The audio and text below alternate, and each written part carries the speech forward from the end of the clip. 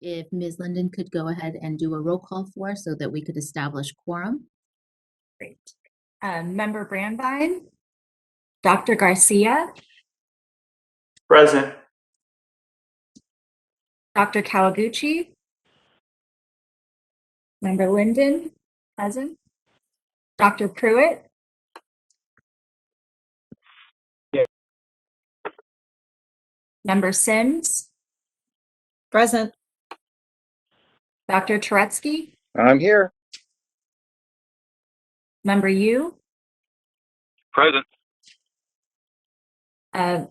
Vice President Mordomi, Mordomi, and Dr. Wong. Present. Okay, so it looks like we have quorum, Ms. Linden? Yes. Perfect. All right, so let's go ahead and go on to item number 2, which is public comment for items not on the agenda. Madam Moderator, if you could open up perfect. Thank you, Madam President. I'm opening up the Q&A panel, and if any member of the public would like to make a comment, please type comment using the field in the lower right-hand corner of your screen. If you're not seeing the Q&A, you can click on the question mark within a box. We are displaying instructions, and we'll give you a moment.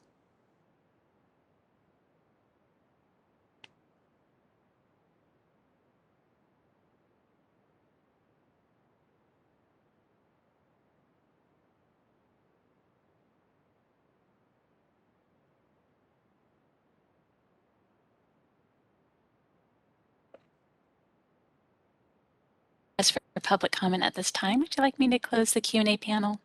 Yes, please. Okay, it's closed.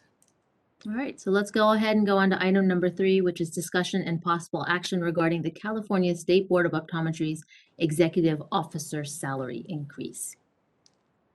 So I'm just going to say a few words and then I'll open it up to everyone on the board.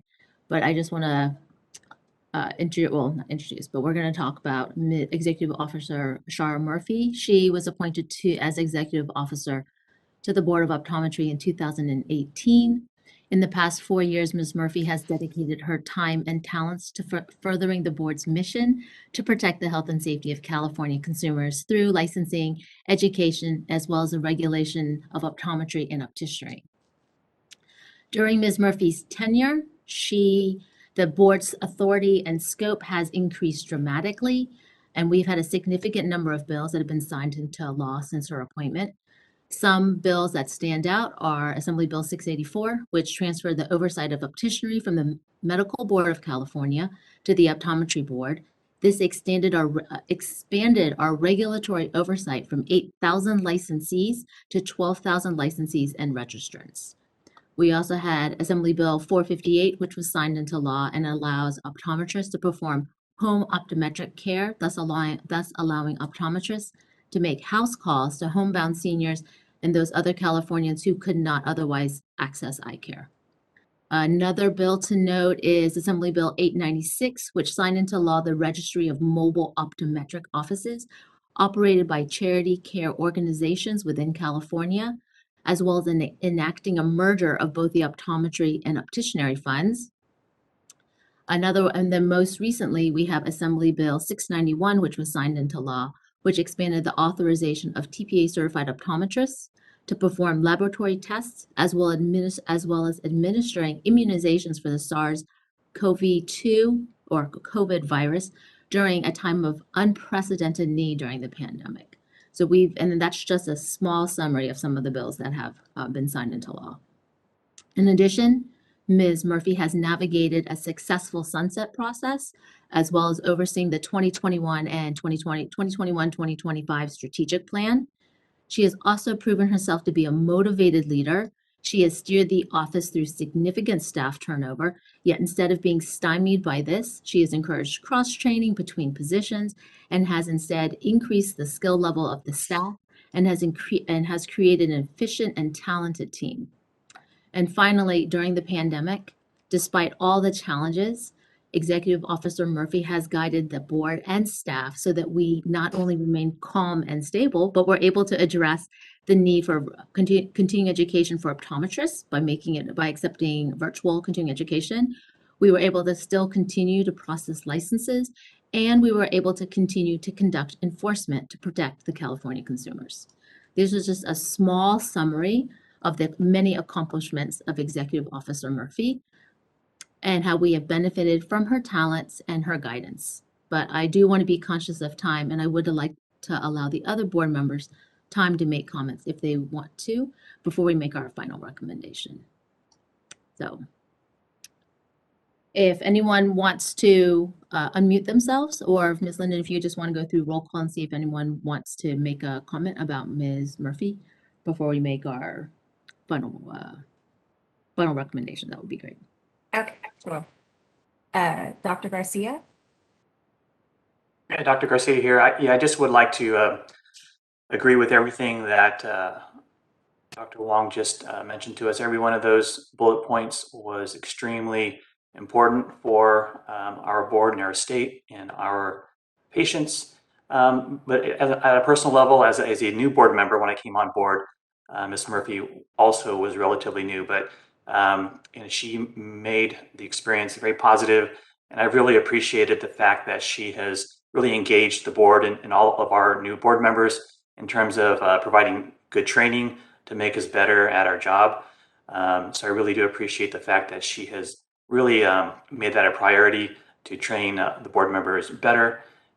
So that's just one extra bullet to a whole lot. So I agree, we should put all of our resources to encouraging a raise for Ms. Murphy, well-deserved one. Thank you.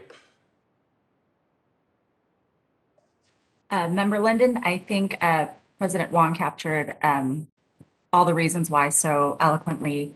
I wholeheartedly agree with everything, and so I hope this happens. Dr. Pruitt?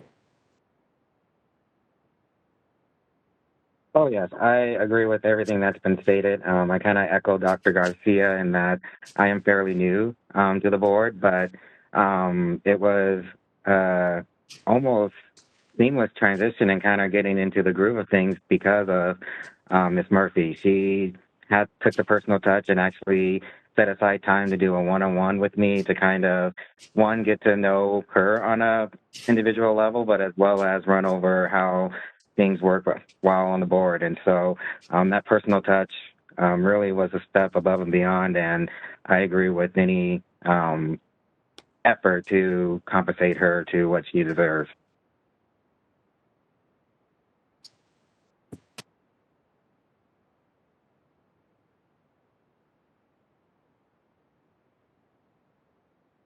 Does anybody else want to say anything? No? Yes, I would. I would like to also add that I echo the sentiment of the board members, and that Ms. Murphy has just been exceptional in her guidance to the team as well as to board members as well. So I am in support also of any efforts to recognize that. Dr. Tretsky? I'm sorry, and that was board member Sandra Sims speaking. Hi. Dr. Tretsky? Yeah, Dave Turetsky. Lillian, I don't know if this is going to have any part of our discussion today, but are we going to be discussing if we have any option to reclassify the executive officer position from an SSM2 to an SSM4? I've talked to HR and I've been advised that that's not that probably wouldn't be a good move at this point. Trying to apply for a increase in salary has been recommended, and then concurrently, I'm also going to try to get a reclassification. But as of right now, we've been advised that reclassification, it would be difficult to reclassify at this time. But I have some other meetings going on next week, trying to see if we can work around that. But as of right now, today's what's on the agenda is for a salary increase, and I will work on reclassifying in the future as soon as possible. Okay, then my only comment on this, aside from the fact that the salary increase that we are going to be allowed to give our current executive officer is woefully inadequate for the work that she does and the expansion of her duties that have come along in the last several years. And the only way she's going to be effectively compensated, or anybody else is going to be effectively compensated, is to reclassify this position as to what it should be. That being said, I agree with everything that you said about Shara. She's phenomenal. And I hope we can make an adjustment to her salary and all future EO salaries that's commensurate with the work that they're going to have to do. Thank you. I agree. So it's in the works, but today's goal is we predominantly would like a salary increase as much as possible. Member Yu, would you like to add? Nothing further from me. And I see Vice President Morigomi has joined the call. Oh, fantastic.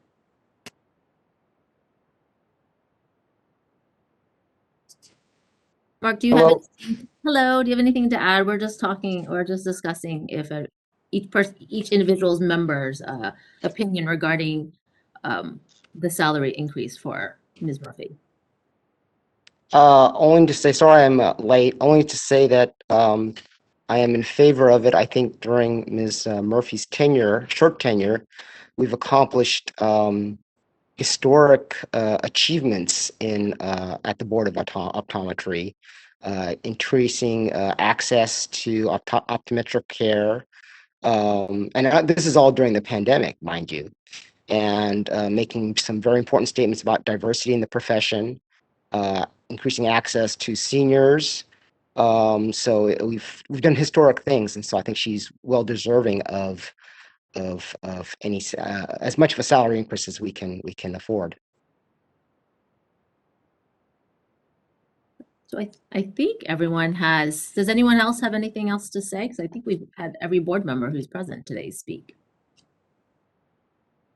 All right. So if no one has anything else to say, could I get a motion that says that the optometry board supports a salary increase in our executive officer, Ms. Murphy? This is Dr. Garcia. I would move that the board support any efforts to increase the salary for Ms. Murphy as discussed. And this is board member Sandra Sims. I second that motion. Okay. Ms. Linden, if we could have a vote. Okay. Member Brandvine? Dr. Garcia? I vote aye. Member Dr. Kawaguchi? Member Linden? I Aye. apologize for interrupting, Member Linden. President, yep, exactly. We do have some public members here today, so we want to make sure that we give them an opportunity to comment if they want to. Do you notice as soon as Shara said that, I realized I forgot public comment. Madam Moderator, if you could open up for public comment, please. Thank you, Madam President. I have opened up the Q&A panel. If any member of the public would like to comment on agenda item 3, please type comment using the field in the lower right-hand corner of your screen. If you do not see the field in the lower right-hand corner of your screen, click on the question mark within the box at the bottom of your screen. We are displaying instructions and we'll give you a moment.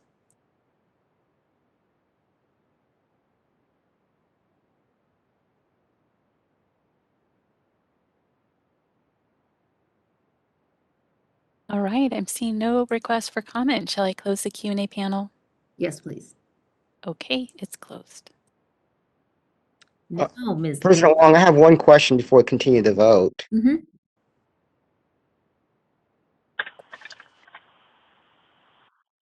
My question is, do we need to be specific as to the amount of the increase in our motion? I believe Nicole Lay is with us on the meeting. Nicole, could you answer that? Yes, Madam President, certainly, thank you. The maximum that we can request is 5%. So if you would like to add to the motion that the board would like to request an approval of a 5% salary increase for executive Officer Sharon Murphy, that will be okay. Could I have a friendly amendment to our motion? And before, I have one more question. Nicole, if we ask for 5% and we don't get 5%, does that mean we can't get anything less? I want to make sure that it's clear that, I mean, my personal feeling is that she should get a 5%, but if she can't, if the governor's office or Department of Human Administration does not give us 5%, we would take 4.5%, or, you know. And I understand what you're saying.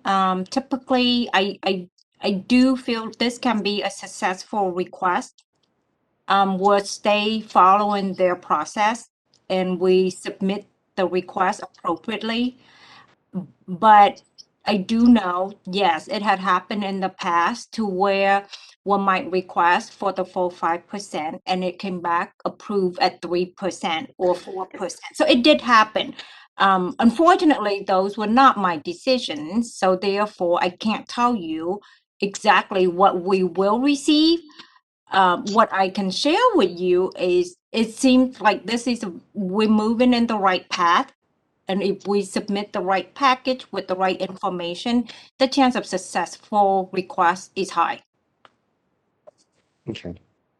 I have a question as well. This is Member Linden. I understand that there's a 5% cap. Are there any other categories for potential rates increases? I feel like I had heard before that that was also a possibility of a smaller percentage that could be added on top of the 5%.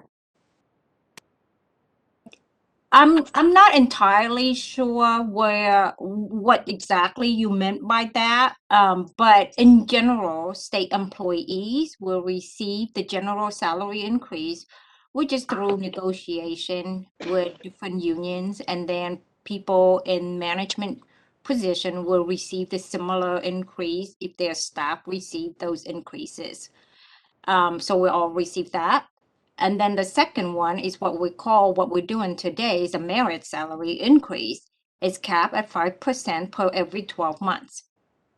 So yeah, so I hope that answered your question because there is no other special extra increases to be given during the 12 months outside of the merit salary or outside of bargaining to receive the general salary increases. Nicole, if we could, we can't make a request if we could prove or make a request that there's been either a change in like the number of a significant number of licensees being overseen, or if there's been an increase in duty or an increase in the number of staff that are being overseen. Is there a way to make an additional couple of percent increase that's not tied to the merit, but just let's say a 2 to 3% request in increase in salary for that because duties and responsibilities have changed? So I don't want to come across, and I know we have this conversation, President Wang, like a couple of different side conversation that we have had. The board can put in the request 10%, 15%. I'm telling you, the administration will approve up to 5%.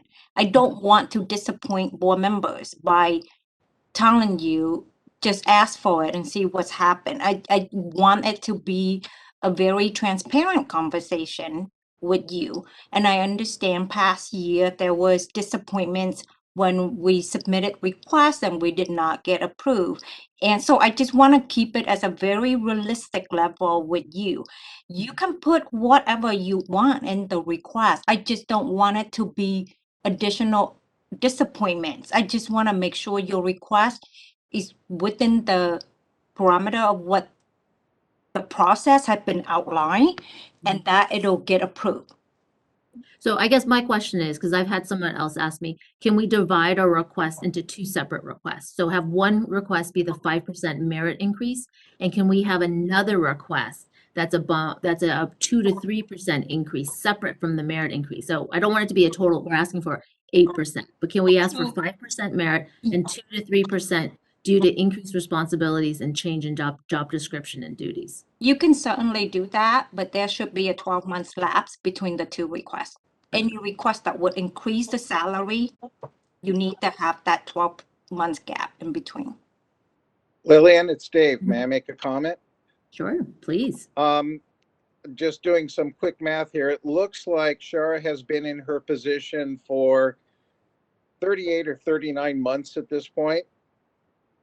And last time I checked, even on the state calendar, there's 12 months in a year, which means that she's apparently missed several years of salary increases. That's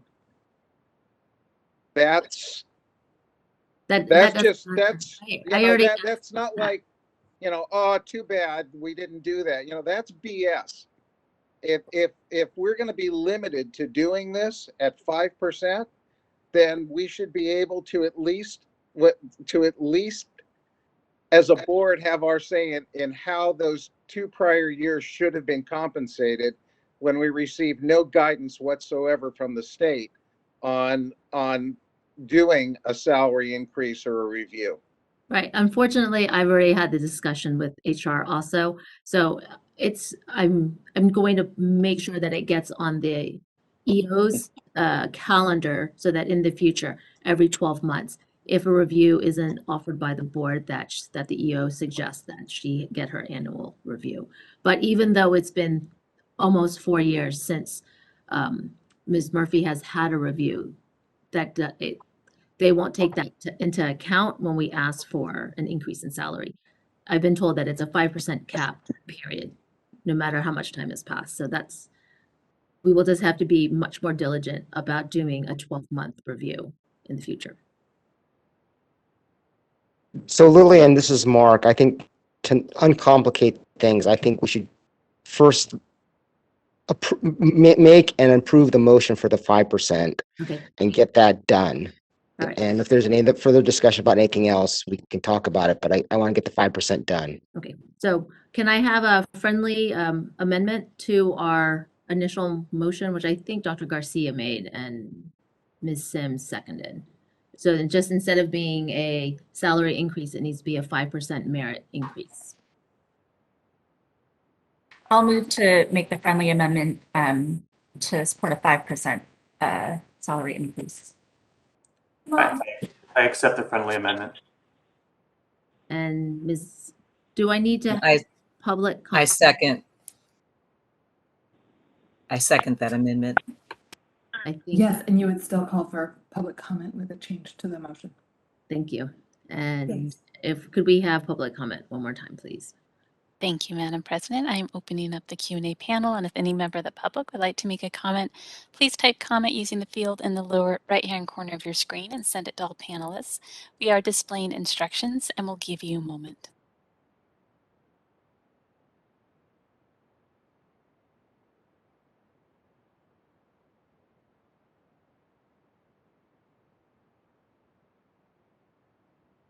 All right, I'm seeing no requests for comment. Shall I close the Q&A panel? Yes, please. Okay, it's closed. Thank you. And Ms. Lennon, if we could have a roll call vote, please. Okay. Member Brandvine, Dr. Garcia, Aye. Dr. Kawaguchi, Member Linden, aye. Dr. Pruitt, Aye. Member Sims, Aye. Dr. Turetsky, Aye. Member Yu, Aye. Member Mordomi, Aye. and Dr. Wong. Aye. Okay, so it looks like we are unanimous and motion passes. So let's go ahead and go on to agenda item number 4, which is adjournment. We're going to adjourn the meeting. Just to let the public know, there are a couple committee meetings that are on the calendar in the next couple of weeks. And the next public board meeting on the schedule is currently for Friday, March 11th. So thank you, everybody, for coming to this meeting. And I will keep you updated. Thank you. Thank you.